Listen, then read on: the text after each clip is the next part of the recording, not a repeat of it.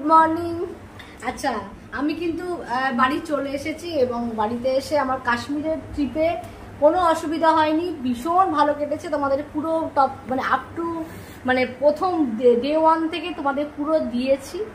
হ্যাঁ, আমার কোনো অসুবিধা হয়নি, ভগবানের আশীর্বাদে বৈষ্ণোদেবী মন্দিরে উঠতে পেরেছি।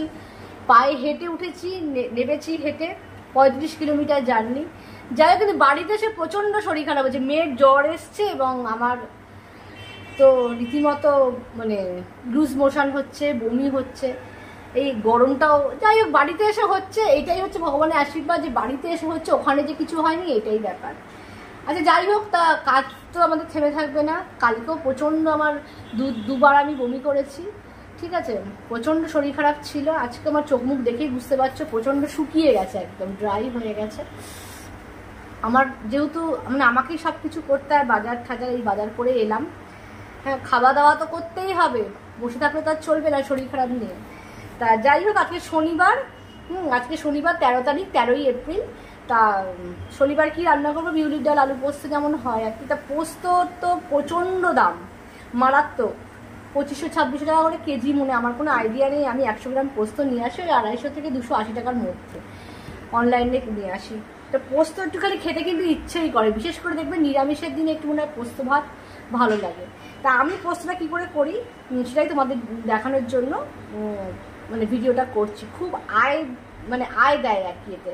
হ্যাঁ, তা চলো তোমাদের দেখিয়ে দিই যে আমি কী করে পোস্তটা কী করে শুধু পিওর, শুধু যদি তুমি পোস্ত দাও তাহলে কিন্তু এটার অনেকটা লেগে যাবে, ঠিক আছে।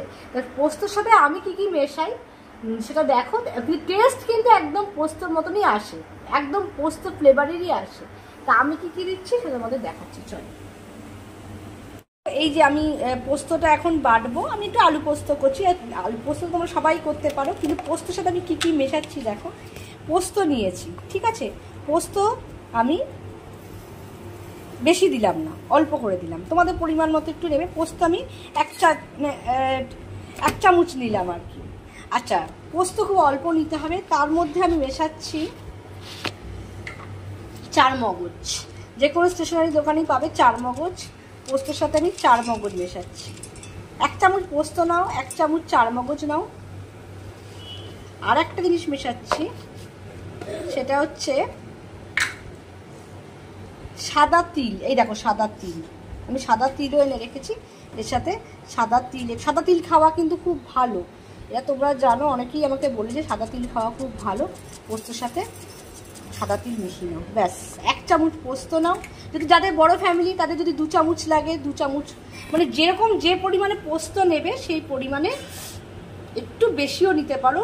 4 মগজ এবং সাদা তিল, এবার এটাকে ভালো করে মিক্সিতে বেটে নিচ্ছি। দেখো বাটা কিন্তু হয়ে গেল।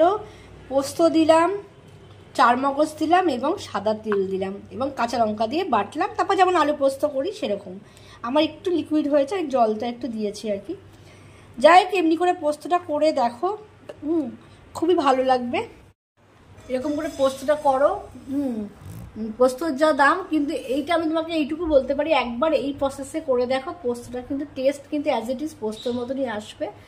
আর সাদা তিল তো খাওয়া খুব ভালো। হ্যাঁ, আর 4 মগজটা দিয়ে করো, ঠিক আছে। ভালো থেকো, গরমে প্রত্যেককে খুব সুস্থ থেকো, ভালো থেকো। লিকুইড জিনিস জাতীয় বেশি খাও, মানে লেবু শরবত, গ্লুকন-ডি, ফল টলগুলো একটু বেশি খেতেই হবে, এত গরম। আর আমি কাশ্মীরে ওখানে তোমাদের বলছিলাম না যে পুরো -1-2 হয়ে গেছিলো পেহেলগাঁওতে, স্নোফলও পেয়েছি আমরা। তা সেখান থেকে এখানে এসছি, শরীর খারাপ হবেই, কিচ্ছু করার নেই। ঠিক আছে, চলো, ভালো থেকো, টাটা।